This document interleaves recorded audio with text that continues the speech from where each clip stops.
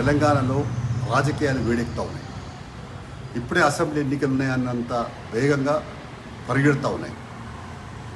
వరంగల్లో టీఆర్ఎస్ వాళ్ళు రైతు సంబంధించినటువంటి సమావేశం పెట్టి రైతు సంక్షేమ గురించి పెట్టామని చెప్పి అక్కడ మాట్లాడిన తీరంతా కూడా కేటీఆర్ ఒక మాజీ మంత్రిగా ఉండి బూతులు తిట్టేటువంటి పరిస్థితి ఆయన చేశారు. కౌంటర్గా మళ్ళా కాంగ్రెస్ వాళ్ళు మళ్ళీ బండి సంజయ్ కేటీఆర్ని ఏదో విమర్శించిందని కౌశిక్ రెడ్డి బండి సంజయ్ని విమర్శించడం, బండి సంజయ్ కౌశిక్ రెడ్డి విమర్శించడం, ఇది ఈ బూతుల మాటలే దాటిపోయి ఇప్పుడు మళ్ళీ దాడులకు వచ్చే పరిస్థితి ఏర్పడింది.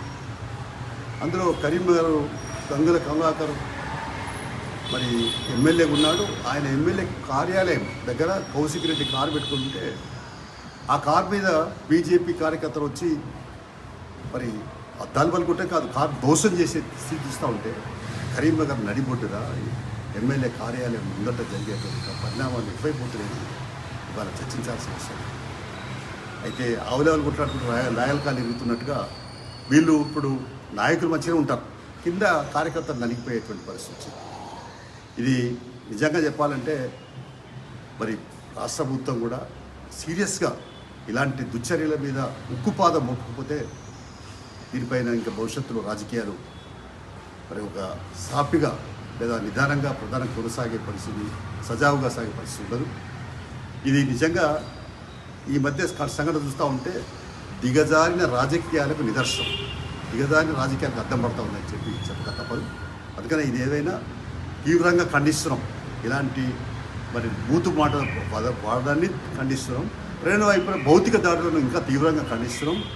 కమ్యూనిస్టు పార్టీగా ఇలాంటి వాటిపైన కూడా రానున్న కాలంలో రాజకీయాలు ఇవాళ కలుషితమైపోయినట్టు అర్థం అవుతుంది. కాబట్టి ఇది ఇప్పటికైనా ఈ బూర్జువా పార్టీలు, అధికారమే ప్రధానంగా ఆలోచించే పార్టీలు, ప్రజల జీవితాలతో మరి చెలగాట వాటి పార్టీల వాళ్ళ నాయకులు కూడా సమయం పాటించకపోతే ప్రజలే తిరుగుబాటు చేస్తారు.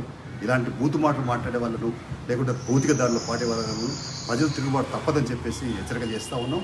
ఇప్పటికైనా మరి కేంద్ర మంత్రిగా ఉన్నాడు మరి బండి సంజయ్ గారు, హోంశాఖ మళ్ళా సహాయ మంత్రిగా ఉన్నాడు.